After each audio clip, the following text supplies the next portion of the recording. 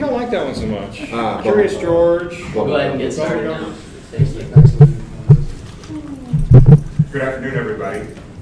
My remarks, I believe, will be brief. Before we get started, I would like to extend my personal thanks to those South Dakotans who came forward after the last press conference, Democrats and Republicans alike, to help us piece together this criminal scandal that has engulfed the Rounds administration. I think what I'm going to say to you today will add rather dramatically to the remarks I made at the last press conference. My client has asked me to research and figure out what did the Rounds Daugaard administration know? When did they know it? And what did they do once they got that information? Many of you are already familiar with the fact that the state of South Dakota, through SDIBI, South Dakota International Business Institute, was dragged into court in California in federal district court.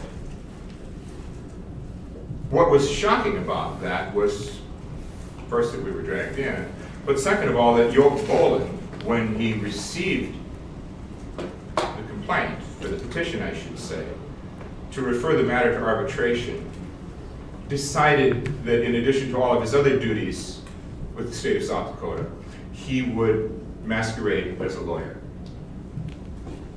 On behalf of the state of South Dakota, he filed pleadings, he filed sworn declarations, and he did all of this with the same impunity that he took the documents from Northern State University. You don't have to take my word for impunity. The lawyer hired by the state of South Dakota in a pleading in United States District Court for the Central District of California filed a pleading dated March 20th, 2009. The date is key, March 20th, 2009.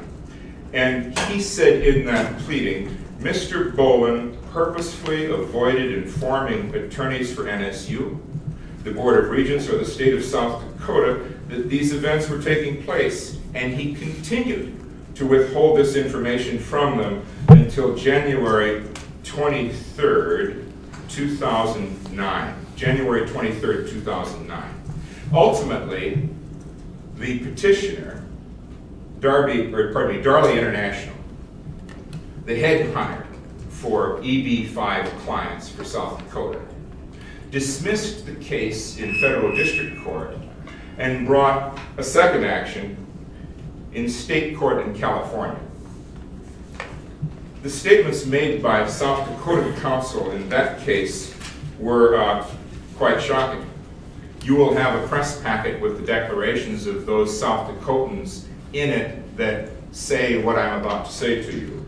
But in this pleading,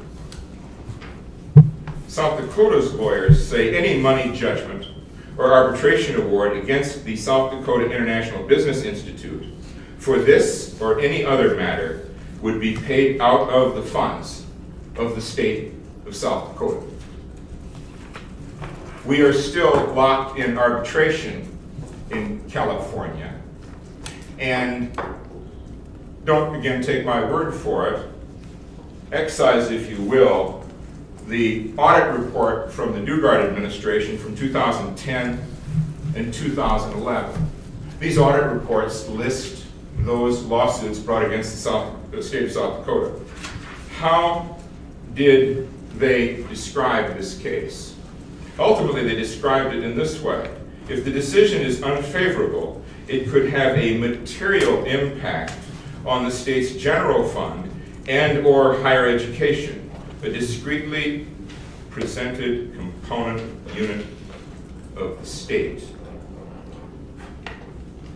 The dates are key. We are locked in arbitration where anywhere from 30 to 800 investors. We're looking at as little as $900,000 in exposure, perhaps as much as $30 to $35 million in exposure there.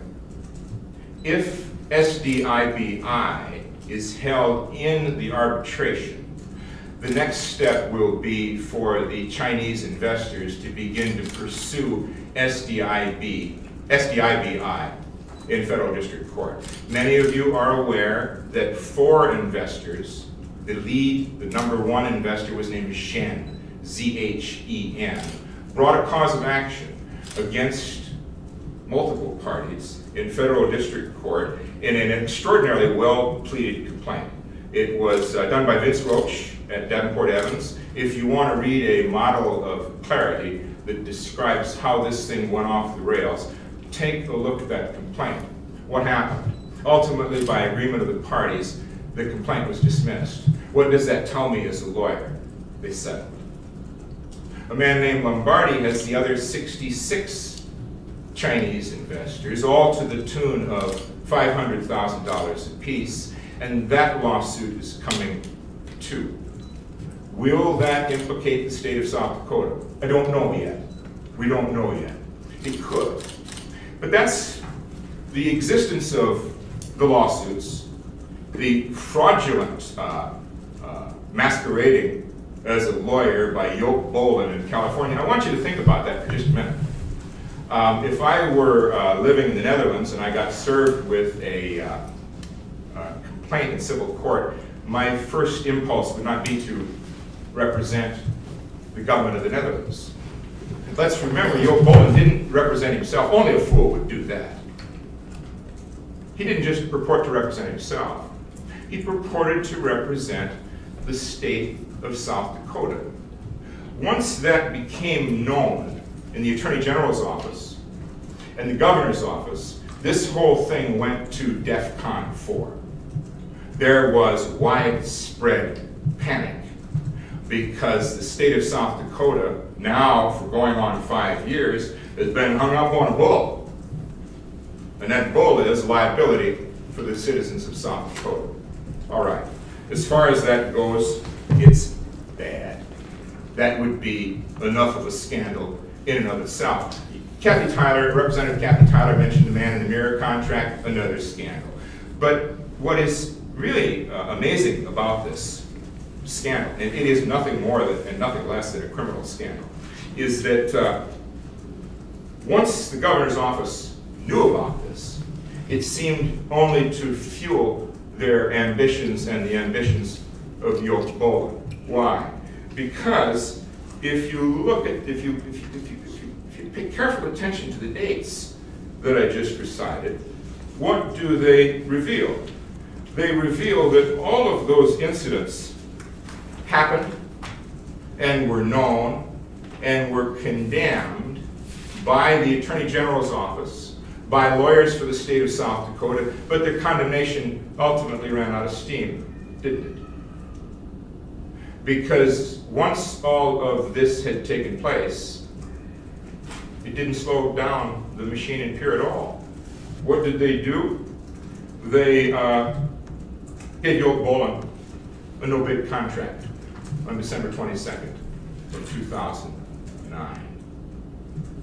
That in and of itself is shocking. Now, either what he did is not as the lawyers from the state of South Dakota have represented to federal district court and state court in California, or something. These pleadings, supported by declarations from former Attorney General, now Judge Larry Long, Marty Jackley, Mr. Shackleton, counsel for the regents, all of these sworn documents and all of these pleadings tell us one thing and one thing only: fire Yoke Bolin. Get rid of this guy.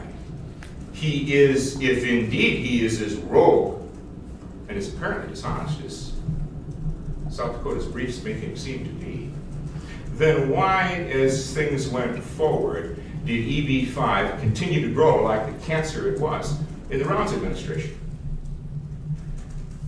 How did it grow?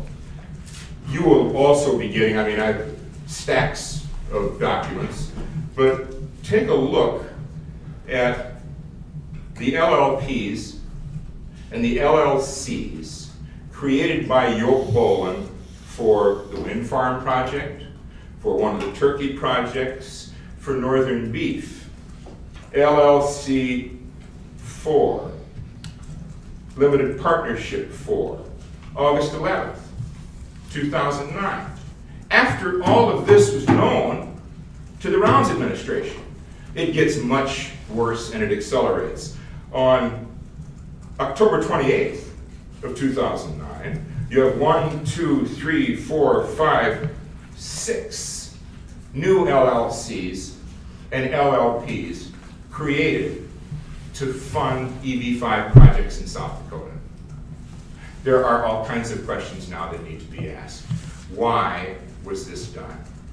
How was it that someone so bitterly condemned by South Dakota's own lawyers should have utterly and complete free rein over so much of South Dakota's development?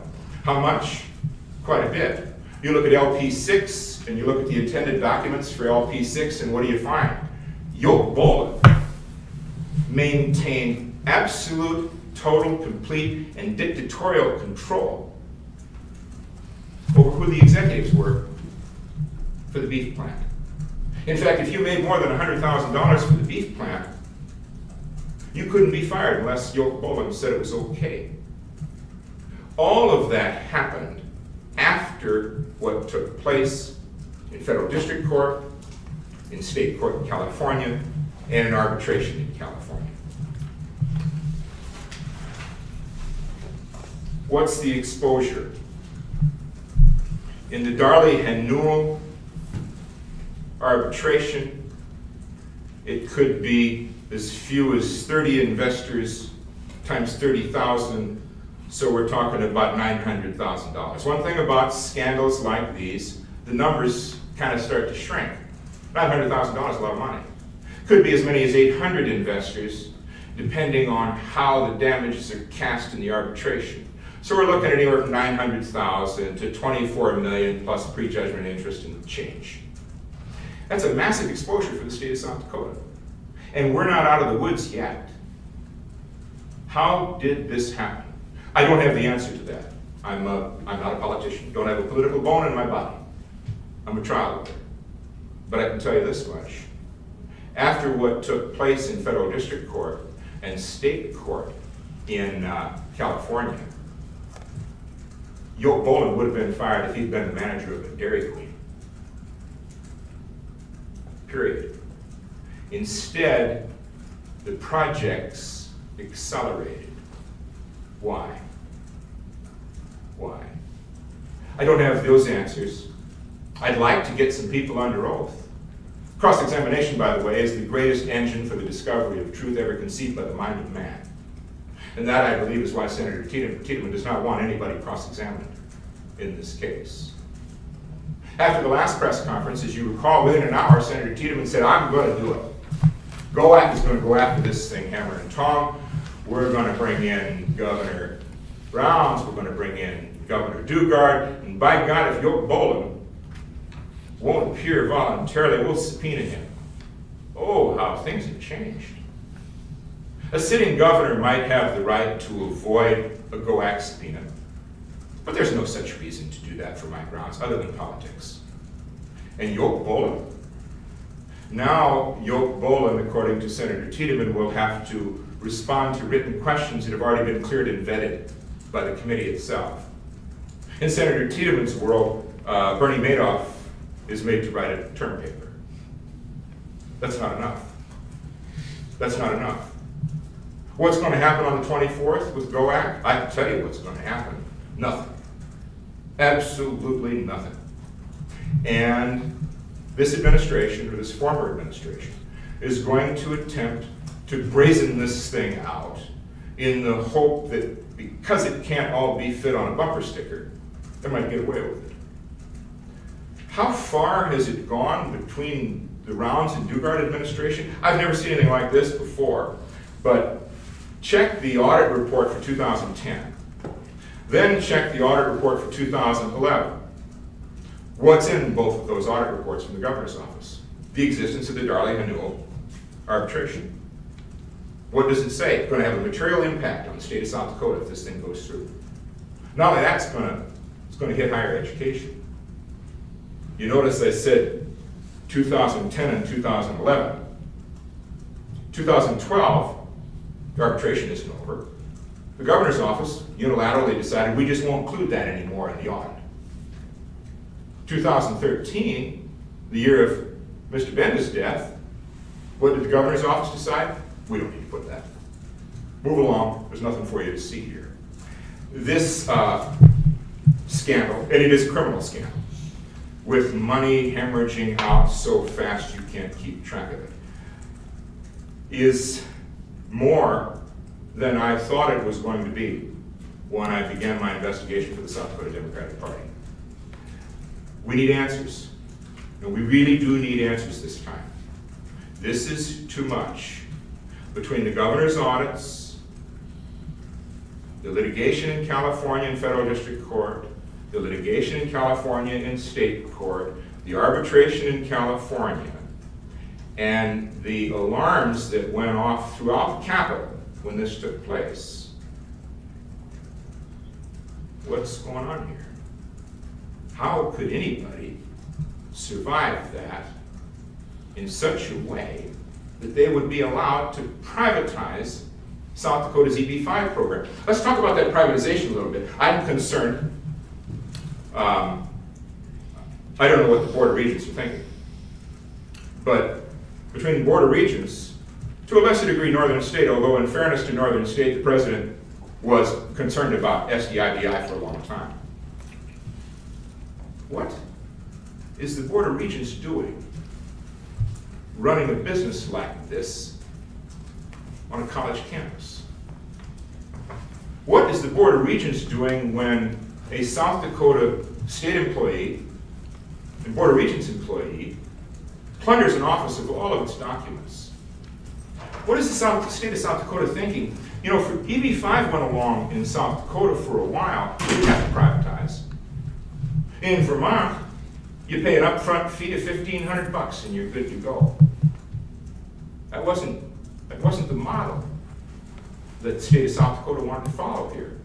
But let's take a long, hard look at what he really privatized. His position at Northern State University came from the state of South Dakota, paid for by the Governor's Office of Economic Development in part, paid for in some part by tuition, paid for in some part by endowment money, and fueled, there are 25, if there aren't 50, references to the use of student labor at Northern State University to sustain these EB-5 projects. I'll submit one thing to you. South Dakota paid the upfront costs on this business. We built that business, and then we completely turned it loose to someone whose credibility and integrity our own lawyers have openly questioned in California litigation. Why would we do such a derangedly corrupt thing? Why would we do that? I don't have those answers. Those are the whys. I think I've probably analyzed the legal pleadings and the audit reports and the timeline as far as I can. Now what do we need? We need answers under oath. The sitting governor, again, may have the right to avoid that. Governor Rounds has no right not to be subpoenaed before GOAC. Governor Rounds has no right to be immune from the oath, and Yoke Bolin needs to be put under oath as soon as possible. We need to find out what happened here, and we need to find out where the documents are, and we need to find out why he took them, and we need to find out why the state of South Dakota privatized this to a man they knew they couldn't trust. That's really the close of my remarks today. So he was acting as an attorney for the state, and these declarations from Marty Jackley, Jack Warner, James Lynch, they basically call him out on that. They call him out on the fact that he's minister without portfolio is in California masquerading as a lawyer. They call him out on that. But the other thing the declarations do is make clear something that I have to tell you as a lawyer I was very skeptical about when I got into the documents. And that was, I really didn't fully understand SDIBI. My lawyer's training told me that SDIBI is a separate entity, and the only way to get through it would be to pierce the corporate veil.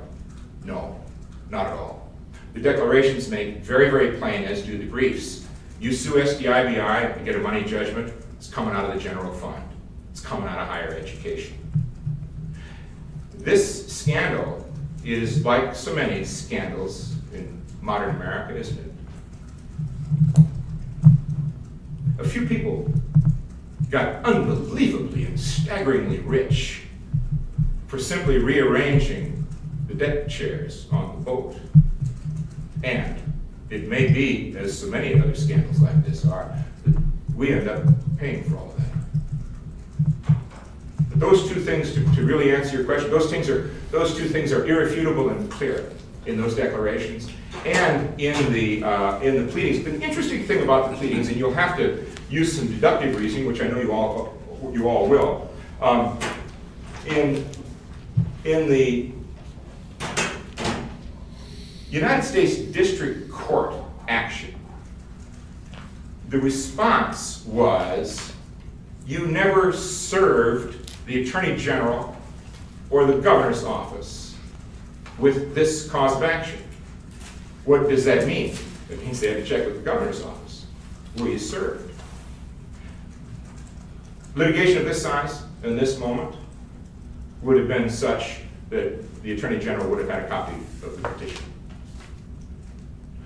But even if that somehow fell through the cracks, and it didn't, by the time we get to state court action,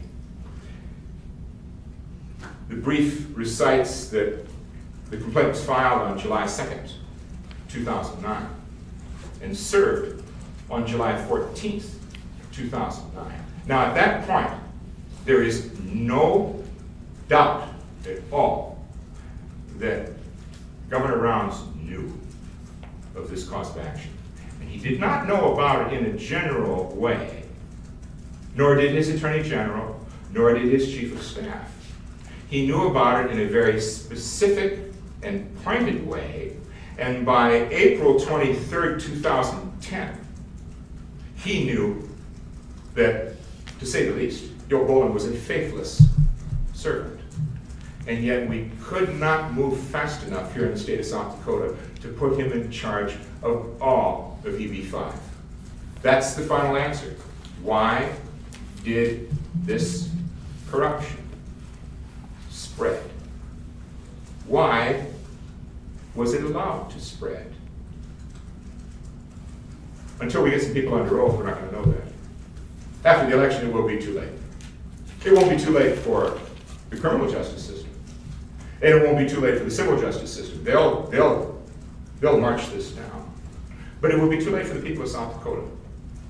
This is just too much. Simply too much.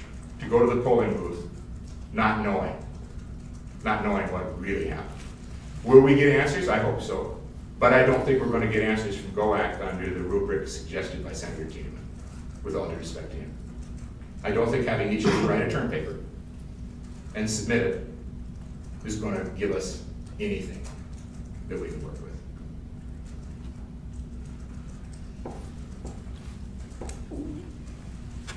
What's your response then to the fact that members of the legislature say if there are ongoing investigations on the criminal side of this, we don't want to mess this up? Because, I mean, could they mess it up by bringing people in? No. Is there potential for that at all? No. Could you elaborate on that for me? No potential for it at all. You bring somebody in, they plead the fifth. Generally speaking, they wouldn't even have to do that. You call somebody and say, we're going to bring you in. You'd have a lawyer would say he's going to plead the fifth. But I just don't see how, I hear that, a swan song from the establishment, but I don't understand it. I don't understand how more information can hurt things. I don't understand how more understanding of how this scandal unfolded can possibly hurt anybody in ways other than those ways they should be hurt. You're talking about Yopa representing the state essentially as a lawyer.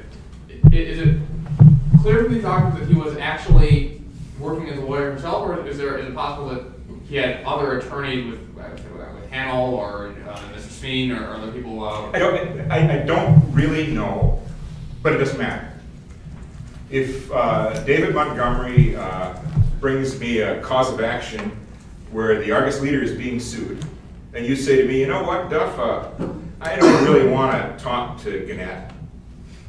Draft up some pleadings for me and I'll sign them. Well, it doesn't matter who drafts the pleadings for you. When you sign them, you're acting as a lawyer. And that is forbidden in every state in the Union. And the most recent South Dakota case is from the early 80s. If you want to go in, I mean, if you're crazy enough to represent yourself in a lawsuit, have at it. But you can't go in and represent somebody else. Yoel Golan could no more represent the state of South Dakota than David Montgomery could represent Gannett. So what was he thinking? He had a year at Morgan Stanley. He brags much about the breadth and depth of his experience. He's been up at Northern for over a decade. This wasn't a guy who just fell off the turnip truck. By a long shot. You don't have to be all that terribly sophisticated to understand that if you don't have a license to practice law, you can't appear in court and represent somebody. And that's exactly what happened here. And that's exactly what drove the state to what I'll call DEFCON 4. And yet after all of that, he got a no-bid contract to privatize something that the people of South Dakota had built for him? I don't understand it.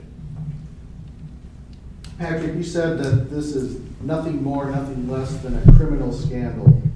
What federal or state criminal statutes have been involved? Well, I'll give it to you in more general terms. We know it's a criminal scandal on the bend end, because that's been conceded by everyone. On the overbilling, and on the $1 million check. Where will the criminal tentacles in this go? They could go a long way. I'll reiterate what I said the last time, which is if you get a fraud, you're going to have wire fraud. If you got wire fraud, you're going to have mail fraud. And interesting, now that I have more information, a really compelling inquiry for me, because I have some experience in securities, is where was the state securities commissioner in all of this? These LLCs and LLPs were minting securities. By the definition of a security, they were creating securities. Was there a private placement memorandum? I don't think so. Was there a prospectus? As a prospectus is understood? It doesn't appear so. Was any of this vetted by the administration through the State Securities Commission? It doesn't appear that there ever was. Boy, now we got some real crime, don't we? You could spend that a long way. If you're selling securities in violation of both federal and state law, and by the way, most of this falls in our wheelhouse, not the wheelhouse of the feds. The inquiry should have taken place long ago. Prudence would have dictated that you fire this guy. But even before you got to that point, why wasn't the State Securities Commissioner involved in this? Why was everybody that should have done something about this sitting on their hands? Who told them to sit on their hands? I don't know. But Todd, maybe the long answer to your question is, there could be a lot of crimes in this thing. We'll see. But that's basically the same thing you said about a month ago, that it could be this, it could be this, and you're basically still saying it could be this, it could be that. So you're not pinning it down yet to violations of SDCL or USC. I'll pin it down this way. If Yoel Golan was selling securities, he is in violation of a number of state laws that forbid you to do that. If Todd Epp suddenly wants to sell futures in popcorn machines, investments in popcorn machines, you'd better get yourself a pretty good lawyer, because you're going to have to do a lot of work with the State Securities Commission to get the permission to do that. I've done a lot of securities work. I can't give you the exact statutes because, quite frankly, they're so widely accepted that I didn't think I would need to. I'm not saying that you put me on the spot. But I can tell you that violation of securities laws sure seems to me to be a possibility. But whatever it is, let's really get back to the essence of this. I can't imagine the number of crimes that might have been committed in and around this criminal scandal. But what I can tell you is, long after Yoke Boland was exposed as a faithless servant, long after he had been revealed for who he was in federal district court and state court in California, the Rounds administration gave him a no-bid contract to not only continue doing what he had been doing, but accelerate it dramatically. Look at the numbers, look at the dollars, look at the LLCs, look at the LLPs. If anything, this thing accelerated rather dramatically after the California litigation, after South Dakota lawyers exposed him to California courts for who he was and who he is. Why? I don't know. But I do know this. You need about 3 clothespins on your nose to get through this thing. This thing stinks. This is corruption. And it's way more than just suicide. Way, way more than just the man-in-the-mirror contract that Representative Tyler described. Way more than the no-bid contract, because now we know what the Rounds administration knew. And now we know what they did with the information they had. Where's it going to go? We'll see.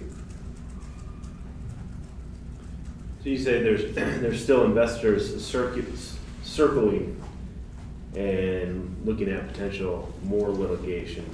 Oh, no question about it. Lawyer named Lombardi's got the other 66 Chinese investors. We'll see where that goes. We'll see if there's money there. My guess is they're waiting to see if SDIBI is held in to that arbitration. We're going to see probably a rise in tuition at South Dakota universities. How long before this is resolved? I don't know. I don't know when it's going. And how long does something like this last? Oh, as long as judge or arbitrator decides it will last. The decision, no one could say with certainty when the decision is going to come. But again, that's not the important thing. Well, it is important. But it's not important in this sense. If SDIBI disappears from the radar screen in arbitration in California, it does not change what was known when we gave them that no-bid contract. And by the way, open government is an illusion in South Dakota, but wouldn't you think that if you were visited with a legal catastrophe of this size, you might inform the legislature of what was going on? No. This was closely held. This information was closely held, and only now are we starting to figure out the sequence of events. You mentioned, we do know the criminal actions in the Benda case, the Attorney General's draft complaint and all that. Are you aware, have you seen the comments from Rory King, the former Beef Plant attorney, in which he said that there wasn't anything criminal going on, it was just Beef Plant paying what was owed? All right. I didn't see it. Okay. I hardly think those comments are dispositive.